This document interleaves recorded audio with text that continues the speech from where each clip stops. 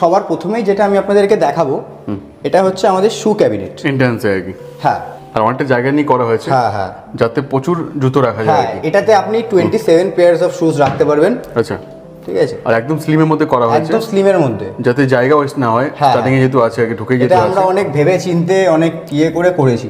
আচ্ছা, তারপরে তারপরে ঢুকতেই লিভিং রুমে দেখতে পাবেন এখানে খুব সুন্দর একটা টিভি ইউনিট করা হয়েছে।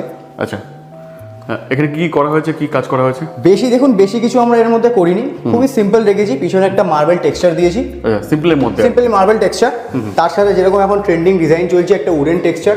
আচ্ছা, উডেন টেক্সচার দিয়ে আমরা আর একদম লাইট কালারের মধ্যে করা হয়েছে, হ্যাঁ হ্যাঁ একদম একদম, আর তার সাথে একটা সলিড কালার দেওয়া আছে। আচ্ছা এই যে ডিজাইনটা, এটা একদম ট্রেন্ডিং ডিজাইন এখন। আচ্ছা, এটা কত বাই কত রয়েছে? এটা 5 ফুট বাই 9 ফুট আছে। আর টোটাল কত স্কোয়ার ফিটের ফ্ল্যাটটা রয়েছে?